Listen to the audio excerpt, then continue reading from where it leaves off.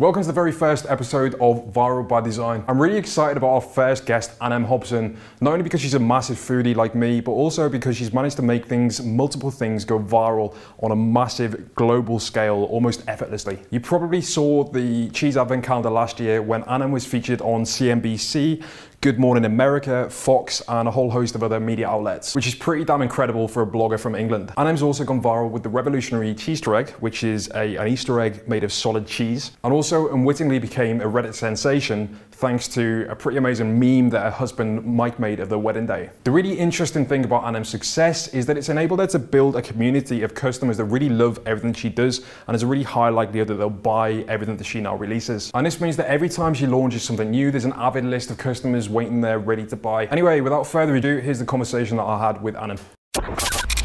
Welcome to the Viral by Design podcast with Dave Rotherow, where we get inside the minds of today's leading viral marketers as they reveal the exact strategies they use to build brands, products, and campaigns that are magnetic to customers, spread like wildfire, and seize the attention of millions. This is Viral by Design. There's a common school of thought which says that to create something which is viral, you need to test loads of different things. You need to throw loads of stuff in the market and see what works and then roll with that. But it seems like that's not the case with you. It seems like you just seem to keep hitting home runs. You've had the Cheester egg, you've had the cheese advent calendar. What's your process for developing a product which goes viral, which you've done a number of times now? How do you start out? Thank you, firstly. I guess, so it's really, really important to point out that when we first started the cheese advent calendar, I don't think we realised how it was going to be received at that stage. I mean, we had an inkling. The whole thing started because I was running a blog for a couple of years, and we wanted to have a sort of fun Christmas idea for the blog. So we started thinking and looking into different things that we could do and potential recipe ideas and whatnot. And then I think it was my husband actually that said, does a cheese advent calendar exist? And we both were kind of like, oh yeah, someone must have done that. Baby Bell have done it. So we sort of, instantly Googled it, and sorry, my cat's coming down. We instantly get your tail out of the way. Sorry. We instantly Googled cheese advent calendar, and nothing came up, and we were like, okay, sure. And then something that I think is a really good idea for everybody to sort of factor in, and it seems so simple when you think about it, but often people overlook this, is that we just typed in cheese advent calendar on Twitter. Just to see if actually it was a conversational piece. Had people discussed it before? Was it an idea that had come up? Because Twitter's a place where quite often it's, a stream of consciousness. People just tweet a random thought that comes into their head. So we did that. And actually what I did find was there had been, a backlog of up to 6 years worth of tweets every year of someone, and quite a few people actually saying, why does the cheese advent calendar not exist?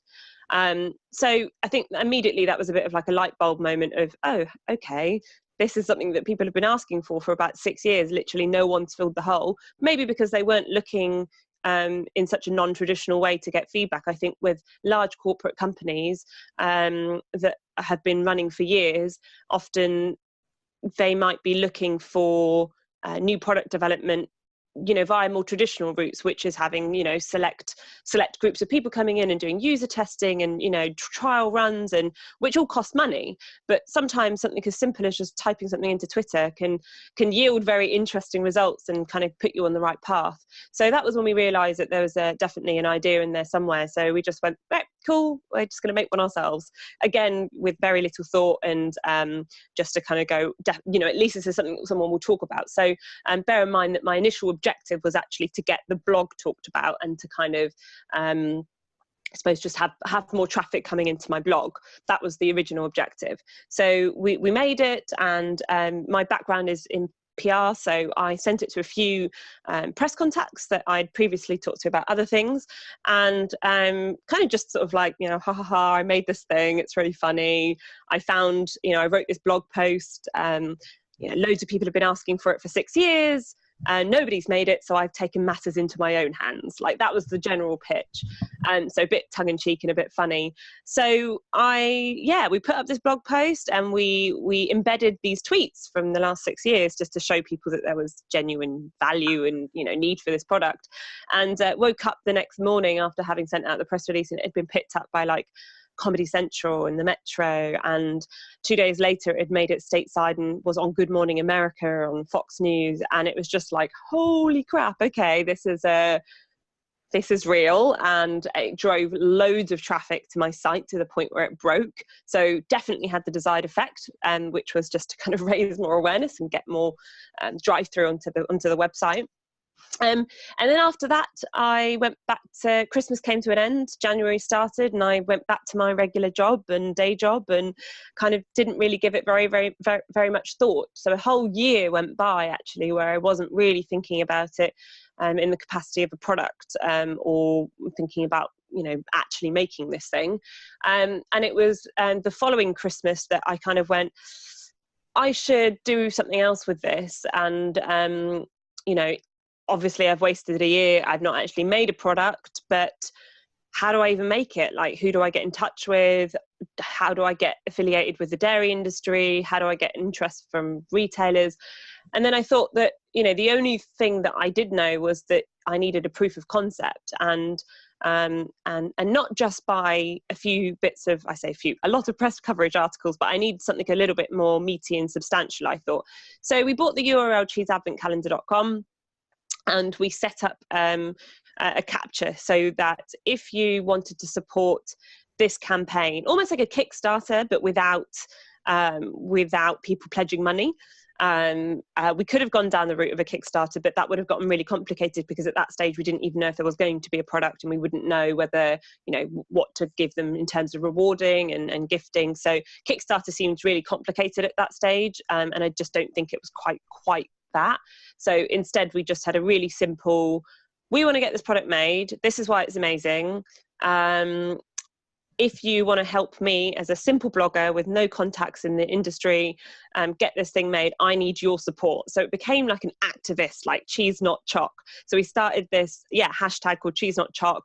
The whole idea being that, you know, the chocolate industry has had it great for years. You know, they've been the key thing that you've seen in advent calendars. They've had it big with Easter eggs. They've had it big around Valentine's Day. Like, let's turn that on its head. Let's take on the chocolate industry together. Everybody that would love to see this cheese advent calendar thing made, please sign up here, and you know, and I will take that feedback and show it to retailers and partners and try my best to get it made. But I can't do that without your support. And that really resonated with people, you know, creating a real call to action that made people feel like they were a part of something was a huge part of the success of the cheese advent calendar. And because it was authentic, you know, it wasn't a big corporate company. It wasn't like, you know, a big cheese brand that you already see in the supermarkets doing something, because, you know, I think customers are becoming more and more able to almost see things through a cynical view. And they're very aware, I think, now of what is obviously a marketing ploy or a marketing stunt. But I think with this, I'm not a brand. I am literally a girl that wanted to make a cheese advent calendar, and the authenticity of that, I think, really resonated with people. So yeah, they backed it, and I think within 4 days we had 11,000 signups. The thing went viral. It was trending on Facebook for 2 days.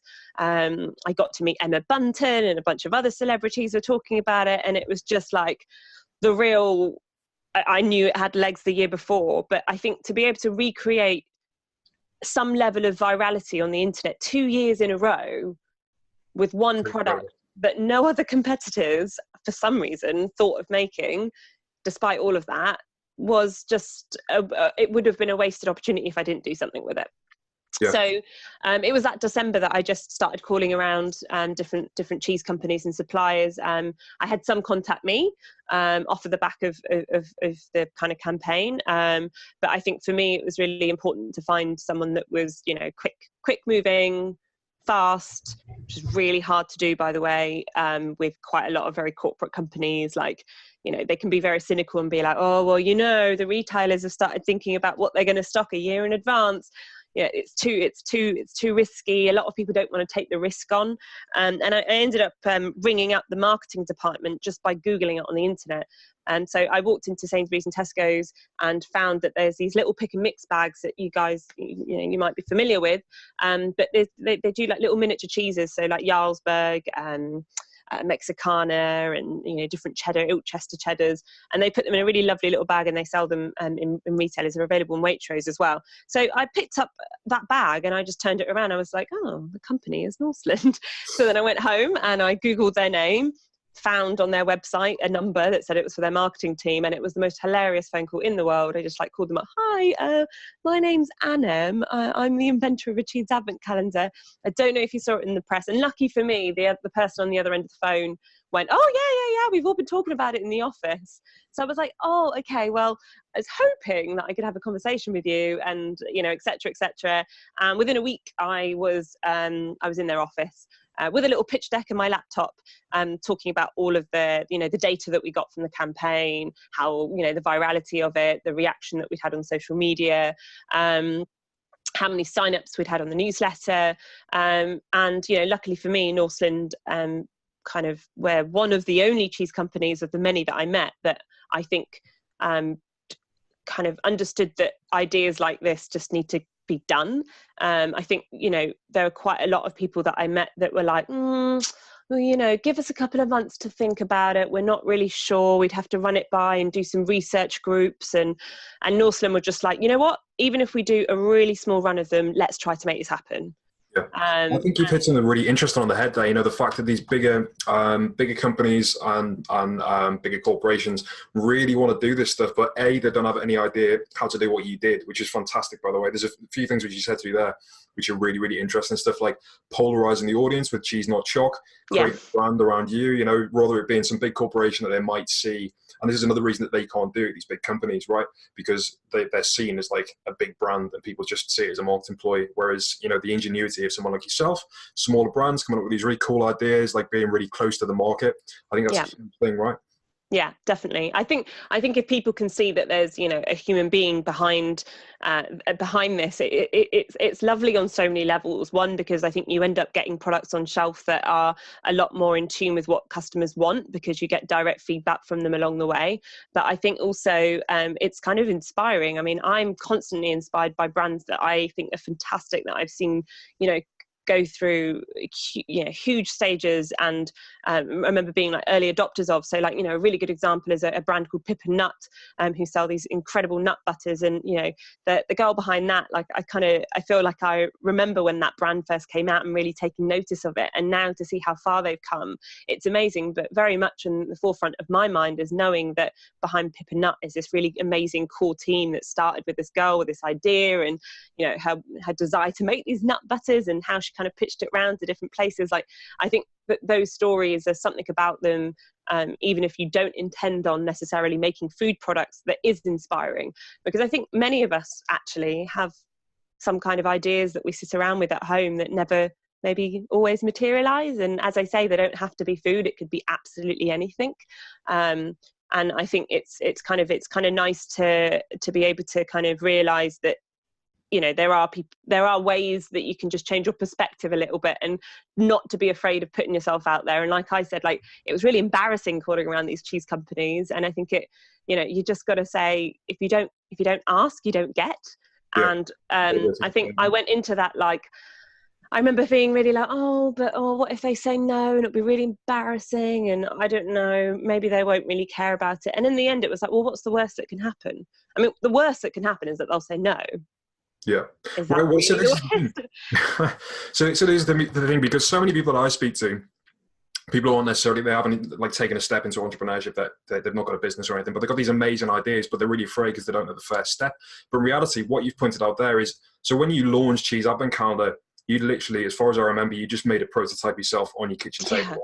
Yeah. So it's as simple as that. And then, so I know you are a PR ninja, that's kind of your thing. But then, so it's just thinking about somebody who's not done anything like this before, a clear path into doing something like this. You create something on your kitchen table. Yeah. You put it out there to your friends and family. And then, so can you go a little bit deeper into how that PR works? How do you actually go about approaching companies with this idea that you've had to start to try and seed that, when you first got into the press, like how do you seed that?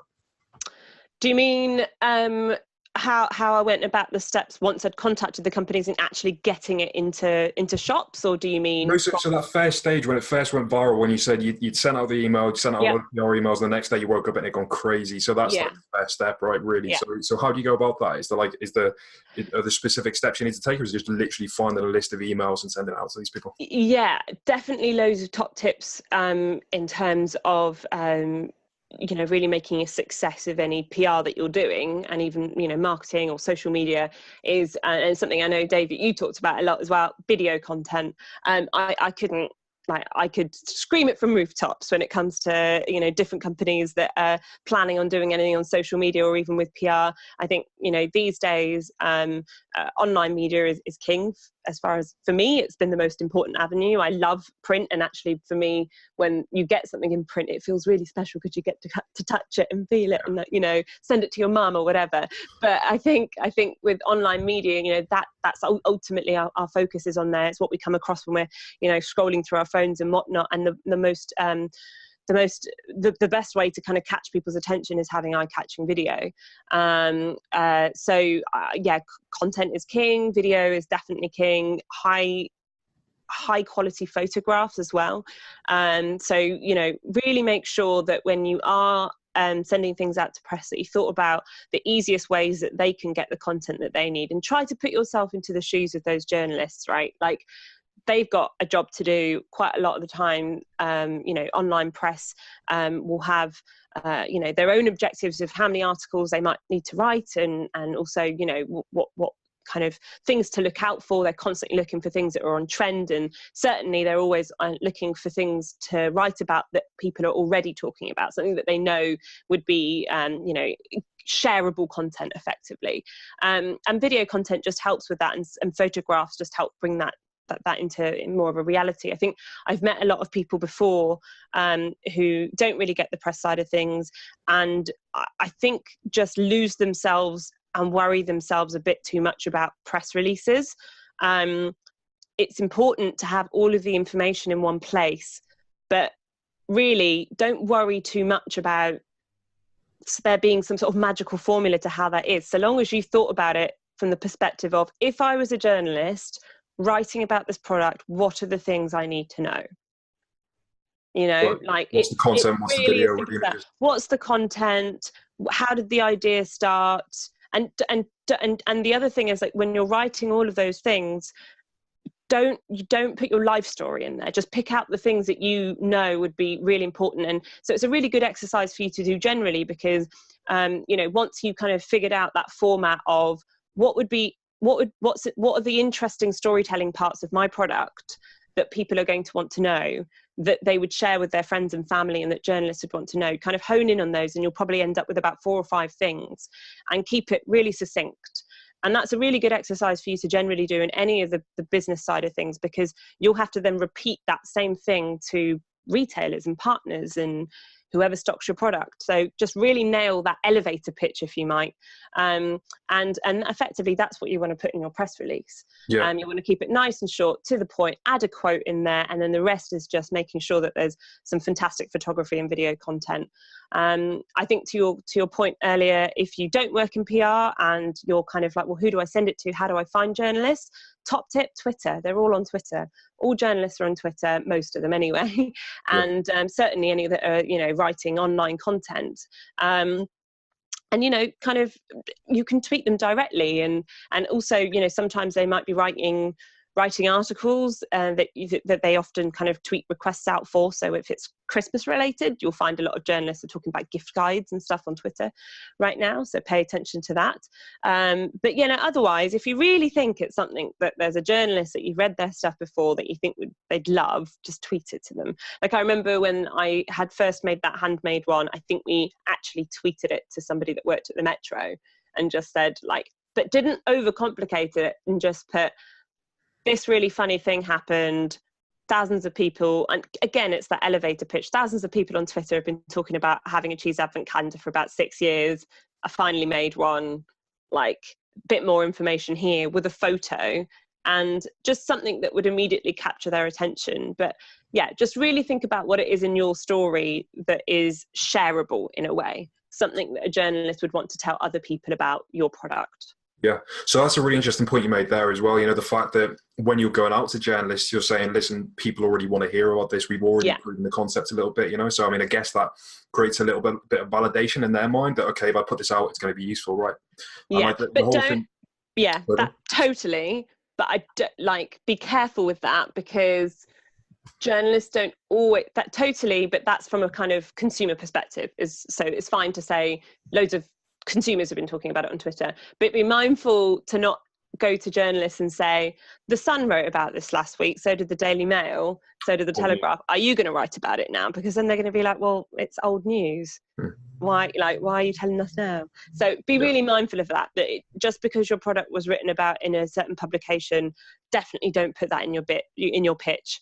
Don't put that in an email to a journalist, just because, you know, that's not of any value to them. Like, why would they care if it's been written about in another publication? They just care about theirs. So I think there's that, you know, be mindful of that.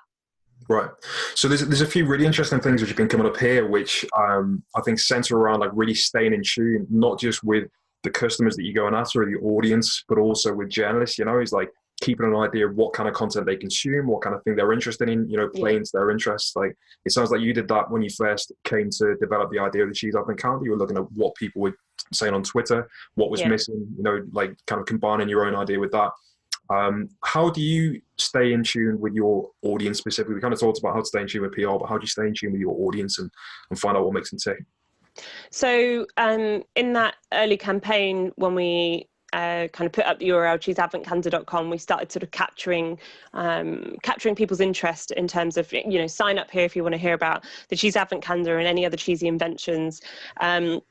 And you know, really excited. That mailing list now shot up to like 18,500, and it's global as well. So it's not just in the UK, it's UK, Europe, Canada, US, Australia, kind of as the main territories.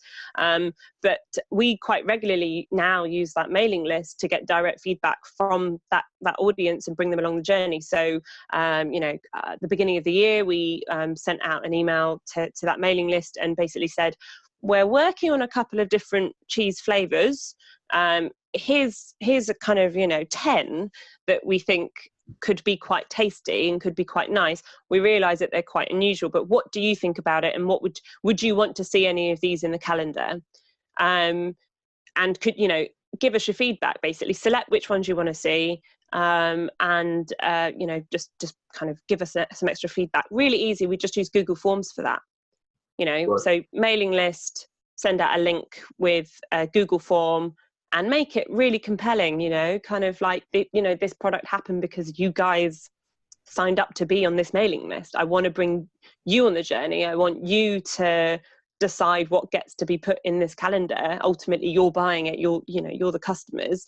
And, you know, things like that have had really great reactions. We get thousands and thousands of people responding on those. And that level of direct feedback, instant direct feedback from customers within a contained group, is gold, basically. You know, brands would kill for that, and the fact that we've got it in our pocket has been, you know, hugely valuable. So so definitely we bring them along the product journey. You know, whether it's cheeses that they might be having, or ideas or thoughts or product concepts, or and to kind of reward them back, we'll kind of host competitions, and we'll also kind of just kind of, I suppose, teach them a little bit more about what's going on behind the scenes.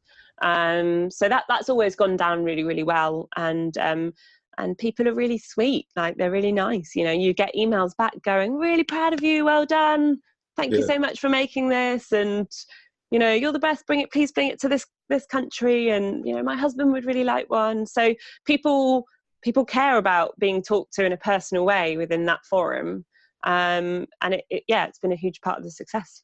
No, it's really interesting what you say about community, you know, and making people feel like part of something, right? And that combined with cheese, which obviously holds a very dear place in a lot of people's hearts. Yeah, exactly. Yeah. Yeah. So, I mean, also, so for people who, you know, I've done a brief intro to you before this episode, but you've had a number of things go viral. So another a food product, so the Cheester egg. Like, Yes. can you give us a brief rundown of the Cheester egg, like how that differed from the cheese avocado? Was it the same process? You just had this crazy idea, made a prototype. Did it go the same way, or? Yeah, no, the Cheester egg was a lot of hard work in good ways, but also in I needed like a month off after because basically that was so so we turned that around in like a month, which The whole was mad. campaign, start to finish. Yeah, and the product, not just the campaign, like the product.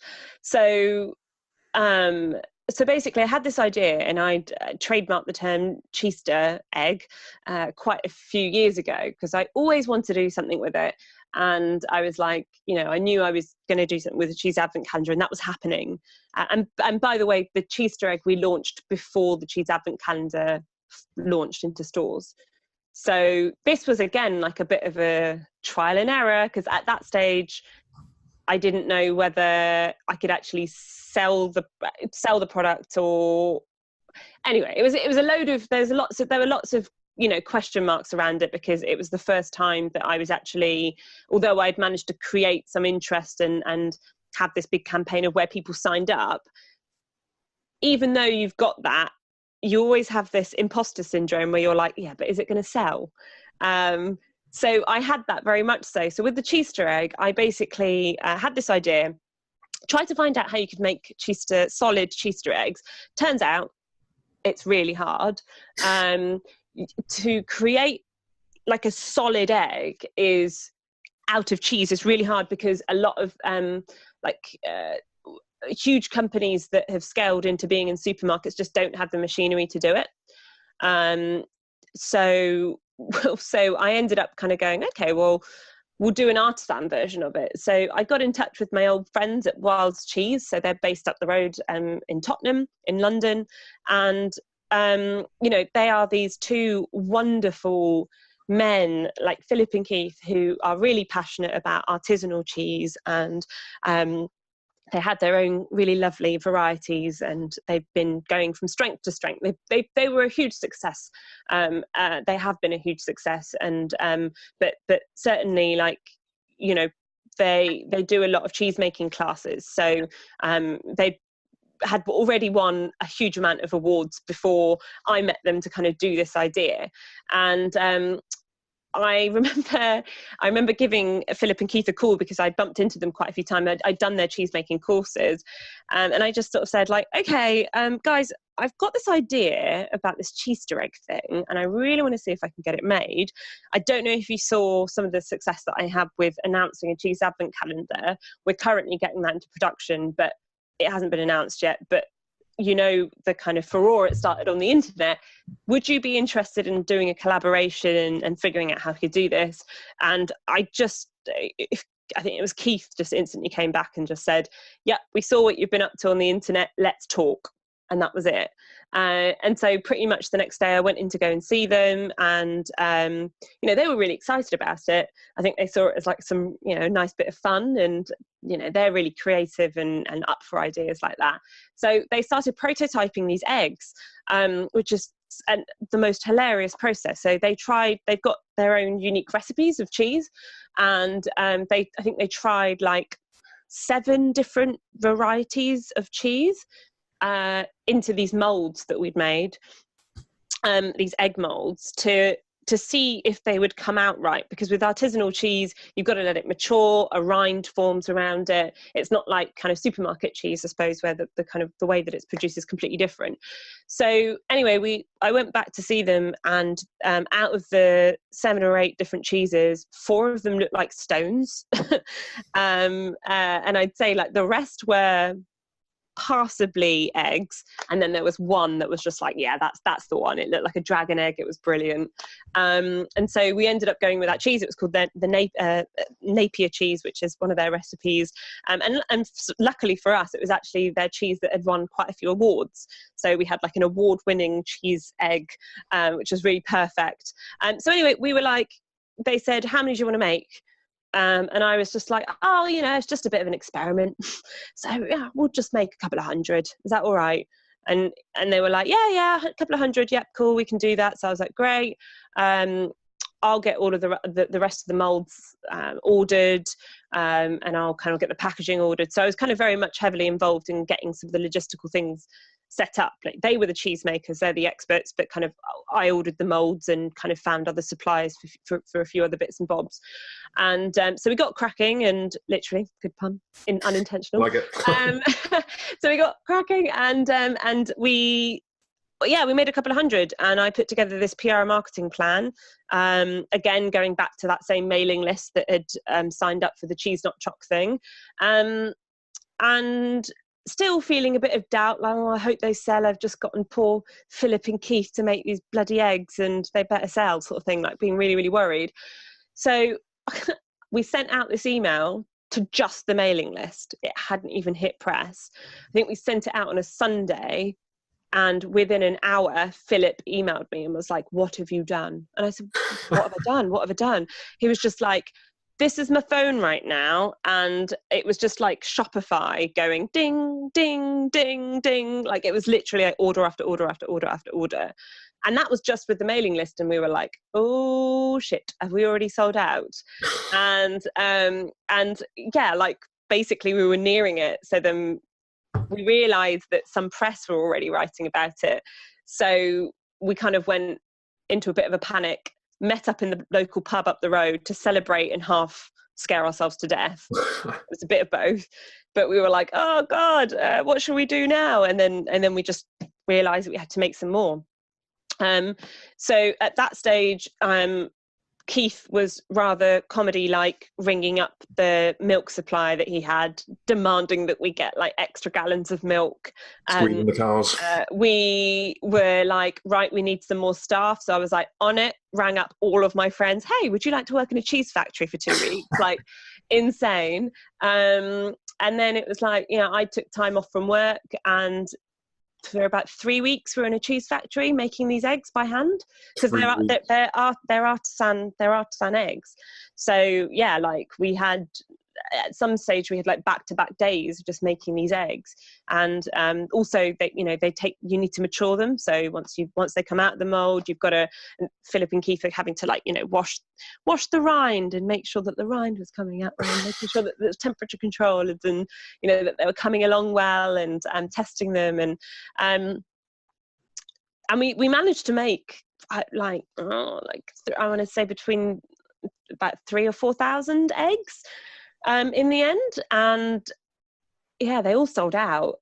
We could have totally have made loads more, but we couldn't have. Like, there's absolutely no way that we could have made more. There's no more left in you emotionally. Yeah, like, I think between me calling all of my friends to help us make it, Philip and Keith still had a full-time business to run. You know, like, they supply a lot of their cheese to various hotels and restaurants around London, and they also sell directly online, and they run cheese courses. Like, I was worried at one point that I had killed one of them. Like, you know, I was like, I'm going to kill Philip, because it was insane. It was just like, they were overworked. I was overworked. We were all exhausted. We were delighted, but exhausted. So I think the reaction was like incredible, but actually we were just like, we over promoted this and over promised in a way.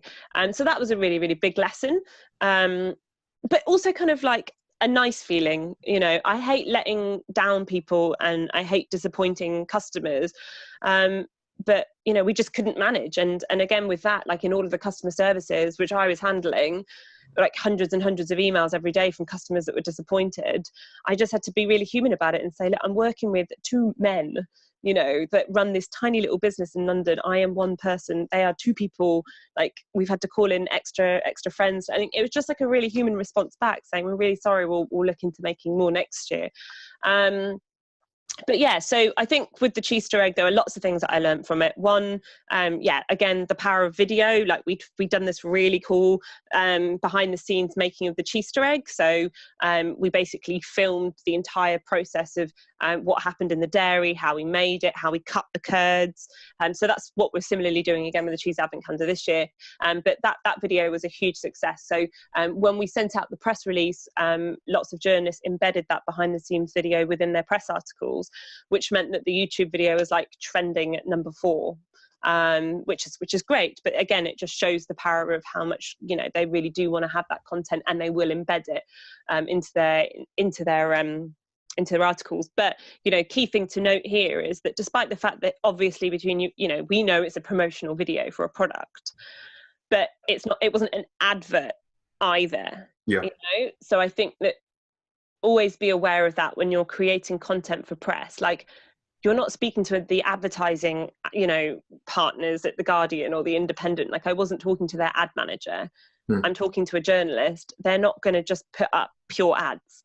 You know, that's a really interesting if I sent them a link and said, here's a video, it's our advert, unless it's the M&S advert, they're not writing about it. Absolutely, they're not going to write about an advert. But you give them content that is behind the scenes, something interesting, something that they probably have never seen, and they know that their readers have never seen. That's worth talking about, and that's worth sharing for them.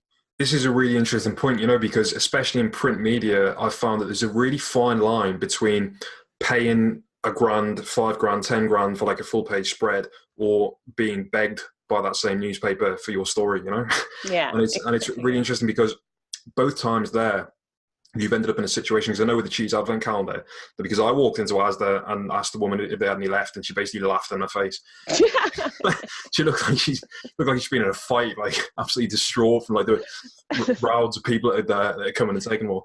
So both times you've had the opposite problem to 99% of people that I speak to, where, you know, they're desperately trying to get their first click, their first sale through their Shopify store, and you completely flip that on your head, to the point that the press are coming to you looking for your story. That you've never spent a penny on Facebook advertising or anything, have you? No. So well, no, that's a lie. We did, but it definitely wasn't big budgets. And you know, we've been, you know, lucky enough to even when we have done Facebook advertising to get it to the point where it's not been very expensive for us, because it's been really shareable content. And by the way, this is coming from someone that is not a Facebook ads. Like, I am not a pro at the marketing side of things. I get it, because it forms a big part of my role as a PR person. But typically when I've worked in companies, we've had a marketing manager that has dealt with that stuff. So I've understood it broadly and kind of known what takes a good ad content-wise. The content side I've got, but certainly, you know, as soon as you start talking to me about cost per click and stuff like that, I'm like, what? Huh? So, I mean, like, it's fine. I can do it. I can learn about it. And I've learned a huge amount about it over the last couple of years, because I've had to. But, you know, it's still not my massive area of expertise. So I think despite that, if you are somebody that wants and is interested in doing Facebook advertising, I'd say if the whole marketing jargon thing, don't let it put you off. Like, you know, if I can do it, you can do it. I think the most important part is thinking about, what video would you pay attention to if you're on Facebook? You know, I actually, people use Facebook in different ways and for different purposes. Some people hate seeing adverts on their feed. Some people have done it so that they've literally only got friends and family, and they don't see clutter, and they unfollow everything and report everything to Facebook and whatnot. Like, I'm the kind of person that's just like, hit me with targeted advertising, Facebook, because I love to see what competitors are doing. And, you know, there's been times where, like, I've been targeted for, I don't know, like a face mask. I'm like, oh, that's a really good video, and it's a really simple 10-second ad. I'm going to copy that. And then I save that. And then I know that when it comes to, and you can see the success of how well their ads are doing. So, you know, if you see one that has been done in a really interesting style, I've seen some that almost look like they're stop animation, but they've just stitched together various photos. I'm like, I can do that. I know how to take photographs. So I think, you know, you can copy and replicate styles across multiple different industries, but pay attention to other people's ads. If you're not sure about what would make a good Facebook ad, just go on Facebook and look at other people's ads. Yeah. Find more simple ones and find ways to replicate those. And don't worry too much. Don't be put off by jargon. Just think about the content and think about what you would want to see. Yeah. And I guess the same applies, you know, what you were saying before about creating that video, which doesn't feel like an advert. It's going to be a lot less friction, you know, to the advertisers, the newspapers and the press and the media that you're trying to get into. I guess the same applies there, you know. I mean, I personally am obviously a huge advocate of Facebook ads. I run like hundreds of thousands of dollars a month for other people. And it's really that damn effective. But my advice to anyone, and this completely resonates, you know, you've proven this massively, is that if you can get free traffic first and you can get that kind of PR friendly angle, then Facebook ads is just like pouring gasoline on a fire that's already going, right? It's like so much more powerful once you've already got the kind of big idea, right? Yeah, exactly.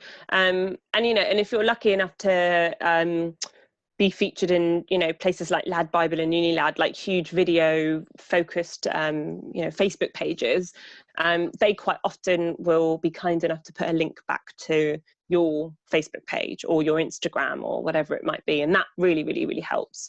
So yeah, have a little bit of, you know, have a think about that in terms of, if you've got about 1 million different social media handles, really think about the one that you want to pay the most attention to. And, you know, and do that based on where your customers are, obviously. Like I found personally for me that Facebook is like the strongest place for me to connect with my customers. And then second to that is Instagram, and Twitter is there, but considerably lower down. And I think that is an age thing as well. The calendar for us is typically something that I think, you know, people are generally over the age of 35 onwards. Like it doesn't skew hugely young. We have lots of young customers, but I'd say that real sweet spot of people that would, you know, share it on their Facebook page and go into store and drive around to multiple stores to go look for it. It definitely isn't like a 16-year-old or an 18-year-old. It's for sure, you know, somebody that would turn around and say, I give my kids chocolate calendars every year, and finally this one's for me, and I'm going to have it with a glass of wine. And I think that person, like, let's call her Jane is on Facebook. And then she's also on Instagram, but like Twitter, I hosted, and I found this really, really interesting because I'm a big advocate of Twitter. I love it. I use it a lot to connect with bloggers, with press, to keep relevant on generally what's happening in the world, what news, what TV shows are on. Like, I love it. I use it as like my thought bucket. And for the industries that I've been in previously, like tech and gaming, Twitter's been really, really big. I hosted a competition via the newsletter last year, which was a call to action to get them to put up a reason why they loved cheese over chocolate and put it on Twitter. And we had loads of people entering it, but I actually did get a lot of emails and tweets from people saying, I've just created a Twitter account to enter this competition. So really? I found that really interesting that, you know, remind not everybody loves Twitter actually, and it's just that age group of people, I think, that are over 25. I feel like not everybody loves it, and they get it, but they spend too long thinking about what they should tweet about, and then they get flustered and don't tweet, which means that they don't engage with it very much. Whereas, you know, I think Facebook is completely different. It's there for friends and family. And I think Twitter, they don't get it. Like, they don't really understand the concept of having a thought and writing a tweet or sharing a news article. They're like, I can do that on Facebook. So, and then Instagram's just a whole different bag. You know, it's image led. So I think it appeals to much broader audiences of all kind of, you know, different age groups as well. So yeah, I think for me, Facebook, Instagram, and then Twitter, interesting one. So we're still going to do things on Twitter, but I think that this year round, I'm likely to try to get the kind of direct feedback or call to action maybe on Instagram instead. Right. No, that's a really interesting point you make, you know, about this is a mistake that I really made early on, like in online business, is trying to concentrate on so many different platforms. Yeah. Like, whereas there seems to be, well, there's definitely a lot more power in picking one and like really understanding like the syntax of how that works. Not just the fact that Twitter is like character restricted, but also the way people interact, the kind of humor. It's all quite specific to each platform, right? Yeah, definitely. Yeah, for sure. And each one will have completely different rules of how to use it as well. You know, like Facebook won't, you know, that whole, the days of like this post and share it. I think people are really over that and really past. And I think there's a lot of people that still rely on that as a way to get followers. And I think my message to you, if you're thinking of doing that, is don't do it. I get really annoyed when I see brands doing that, and then I end up with like unnecessary stuff on my feed because somebody's kind of entered a competition that way.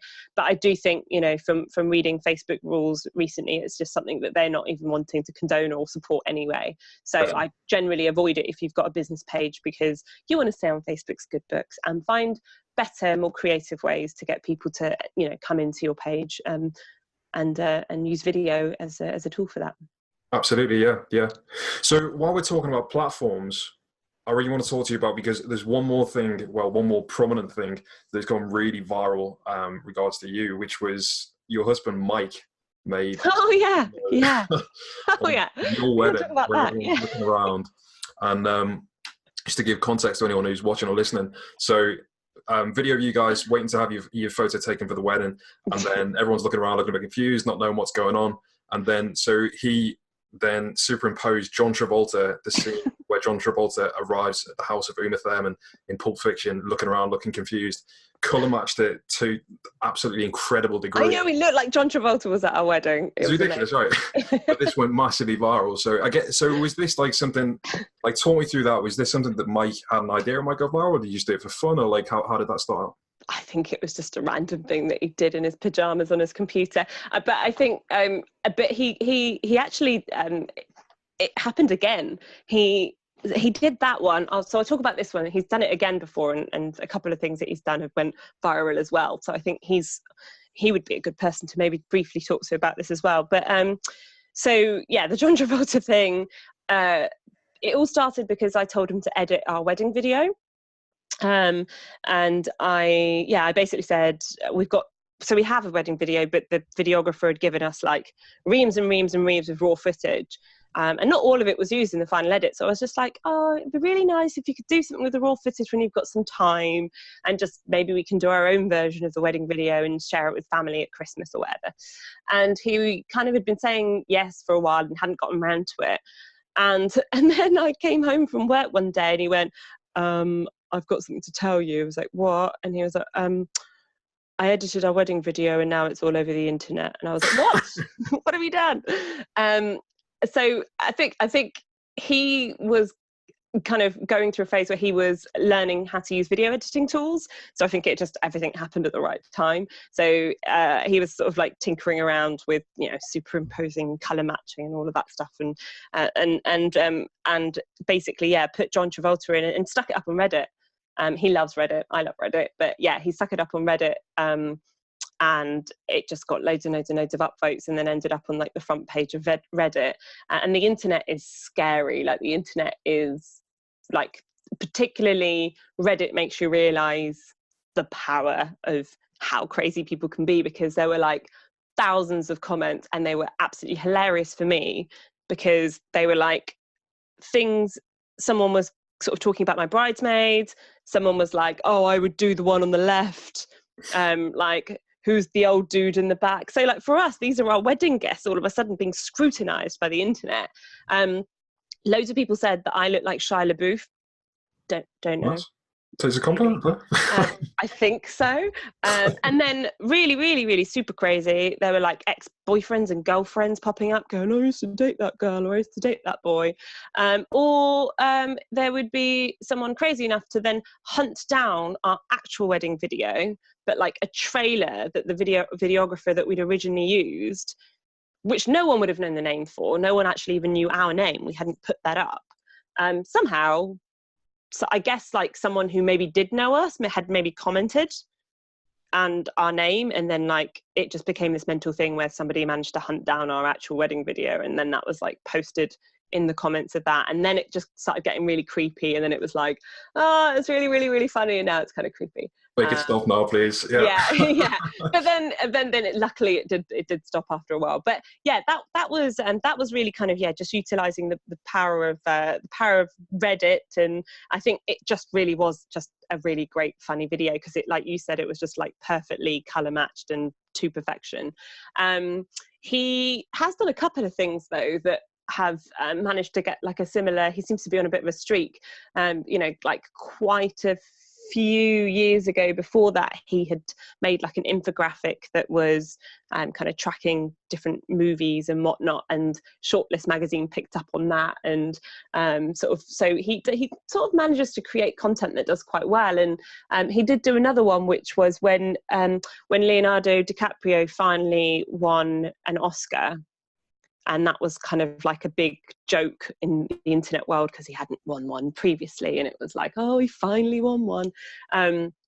Mike did a couple of more videos where he'd like redone, scenes from the Titanic, like iconic scenes from the Titanic, but Leo instead had an Oscar in his hand, or he did some things from other movies that he'd had, and kind of just messed around with them and kind of really added the joke of the Oscar. And those ended up on the front page of Reddit as well, and kind of went viral. So I think the lesson to learn from here is, if there is something that's topical, that it's something that's a joke, find your sources of where to find what is topical. And I think Reddit is a really great source for that. For anybody that doesn't like Reddit, don't blame them.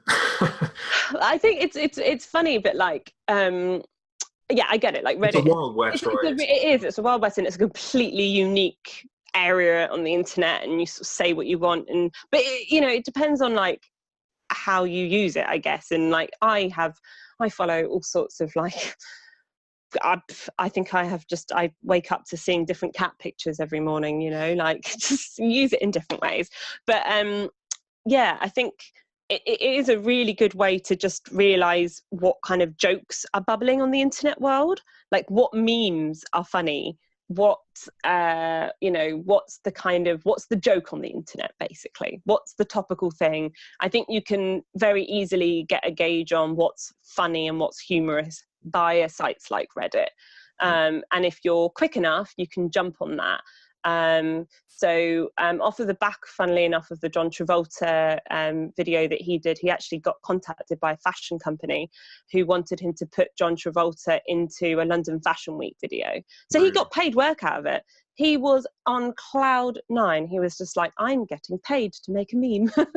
So I think, again, that's not something that he thought. Just like with the cheese advent calendar, when we originally did it, we intended to have very different objectives. The objectives originally for him might have been like, that's funny, let's see if I can get it trending on the on Reddit, or on the front page of Reddit.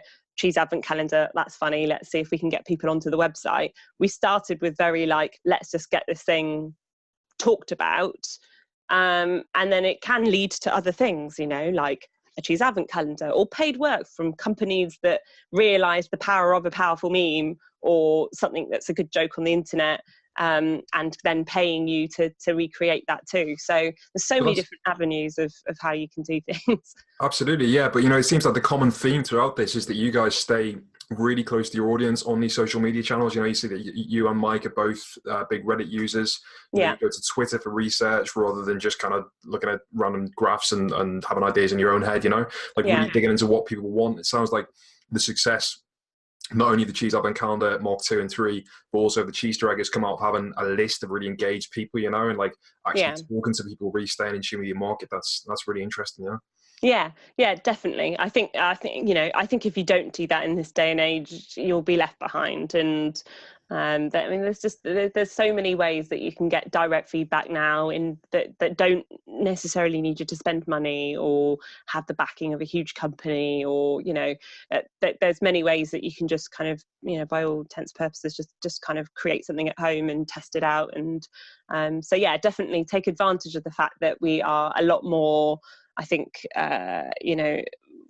because of things like Facebook and Instagram, like we have this direct audience, this direct link back to people now that you can get instant feedback from. So definitely use that. So yeah, no, it's exciting. I think people are constantly hungry for funny or interesting content, or not even funny, just interesting content. You can also have, you could also be working on a product or a campaign that's having a huge impact genuinely on the world in a non-humorous way, but it's just really fascinating and really interesting. Lots of people might be working on products that are doing a lot for the environment, or doing something really, might be kind of supporting some charity work, or I think it's just finding something that really resonates with people, and then breaking that down and thinking, how can we do that in terms of, right, do we need a video? How does that need to work? Do we need images? Like, really then thinking about what you would want to see if you were to be interested in a topic. Amazing. Well, listen, I know you are coming up to Cheese Advent Calendar time of year, even though it's only, like October, November now? So yeah. Really heating up. So I'm going to let you go, but thank you so much for being the first guest on this podcast. Like, it's been absolutely amazing. Thank you for having me. Absolutely. So I think, the really great thing about this and about hearing your story is that so many people just don't have a clue where to start. And this idea of like creating something that's viral, or even getting clicks or purchases from their store, seems like a million miles away. Yeah. Your story's shown that sort of by being authentic, by identifying what people really want and what people, what drives people, creating substance, you can. Yeah. There is actually one other bit of advice that I would give, that I've actually emailed a few people that have asked me before, but tap into your network. So if you've got an idea and you have literally no idea how to do it, like for me, didn't know anything to do with retailers, buyers, didn't know the dairy industry, contracts, legal stuff at all. The world is a really small place, and we're all connected in some really odd, weird way. And if you have an idea and you're like, I don't have the answer to how this works, ask your friends, put it on Facebook, put a tweet out, just be like, does anyone work in the legal department? Does anyone know a buyer that I can get a bit of advice from? I want to start a Facebook advert. Has anyone ever done this before? Has anyone got any tips for me? Like, in all likelihood, if you don't have someone in your direct network of friends, they will have a friend of a friend that can help you. And as I said earlier before, if you don't ask, you don't get. You've just got to suck it up, pick up the phone, speak to people and say, I've had this idea. I'm looking to get a bit of feedback. Would you be willing to give me 5 minutes of your time? But you've got to set aside any of your nervousness and anxiousness around that, and just get on the phone, get on email and ask. And if you can get over that initial barrier of just getting up off of your bum and just asking people, then I think you'll find that the journey will go a lot more smoother.